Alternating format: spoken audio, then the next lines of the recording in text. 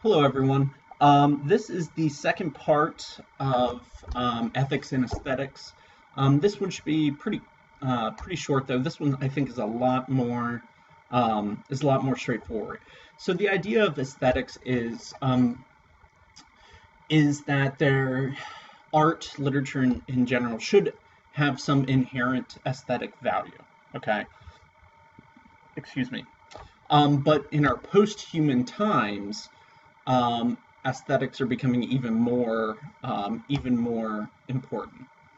So there's this great quote on page 130 that says traditional aesthetic concepts such as artistic genius, the autonomy and the universality of art, and its inherent spiritual value were inextricably tied to a particular conception of the struggle that major strains of theory were engaged in combating. So if you keep that in mind, and think about a lot of the stuff that's published out there now, okay? There's a lot of garbage writing that is massively published because it makes money. Think of the Hunger Games. Think of the Twilight books, the Maze Runner stories, the 50 Shades stories, all those things. And this has renewed an interest in aesthetics. So we're now calling this new formalism, the new aestheticism. So it's a renewed attention to literary and artistic form. Without aesthetics, there is no form.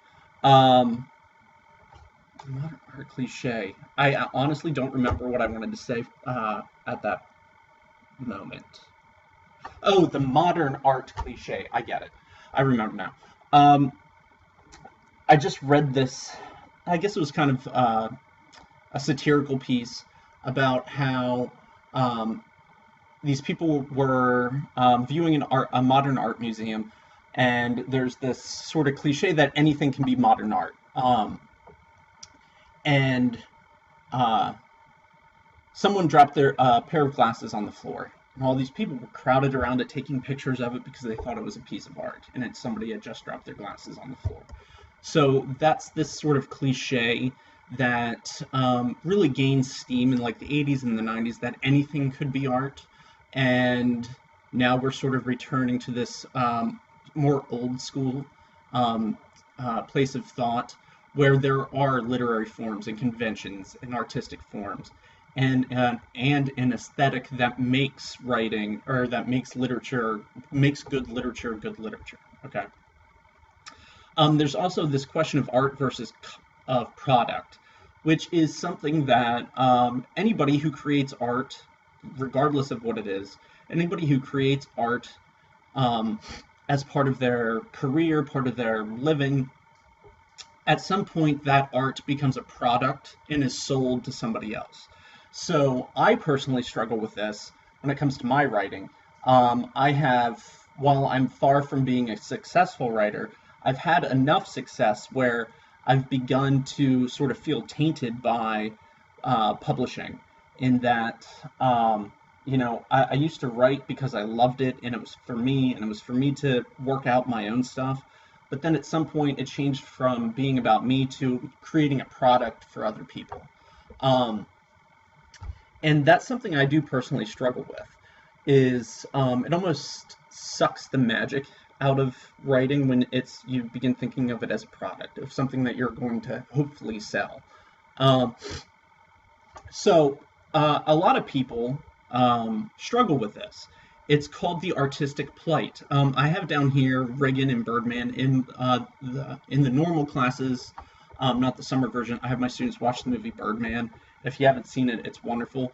But Reagan, the main character in Birdman, struggles with this artistic plight of, when are you an artist and when are you, in Birdman, Reagan is putting on a play. So when are you an artist and when are you just somebody dancing or performing on stage for the entertainment for other people? Okay. When is it no longer, where's that line between art and something to be consumed by the audience? And that's something that a lot of writers, a lot of artists struggle with.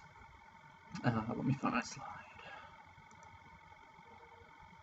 It's going very slow.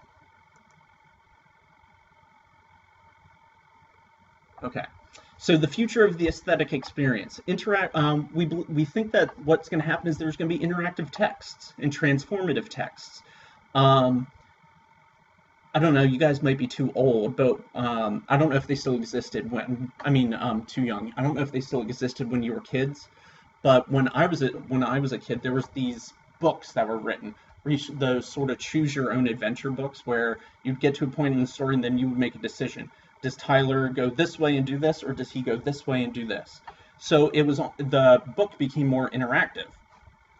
We do see the emergence of some interactive texts. If you're reading a text on your iPad, for example, there may be links within a book to take you to a video on YouTube or something like that. So the next question is, what is literature in the digital age? It's changing all the time. I used to do an activity on conciseness in English 100, where I would give students would write something that they wanted to say, and then I had them cut it back to 140 characters. So I began using Twitter as sort of as a form of creating literature. It didn't work out very well. I only did that for one semester. One thing that is very fascinating is video game writing. Video games, I don't play video games, but I've seen the graphics. I've read stuff about the writing.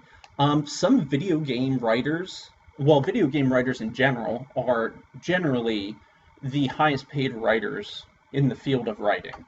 They get paid a lot of money. And there's actually some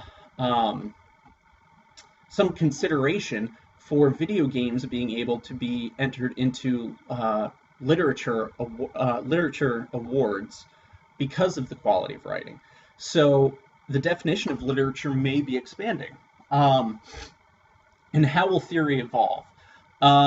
With performance-based art, performance-based literature, possibly, theory is going to have to evolve to include a human element. It's no longer going to be about the text. When there's interactive and transformative texts, theory is going to have to evolve to possibly utilize some kind of a larger universal sort of criticism for text like that, maybe. And then also performance and media studies incorporated into literary theory. So, we could theoretically, and I think this would be really cool, we could, in the future, you might not have a literature class. Well, I mean, you would have a literature class, but maybe you would have a multimodal artistic class where you play a video game, and rather than reading chapters, you accomplish a level or a mission in a video game, and then your class discusses, sort of the graphics, the graphic design, the visual art, the literature, the acting by the characters in the video game. So we may see, I personally think this is where it's going, where the study of literature is going to be combined with media studies, film studies type of thing.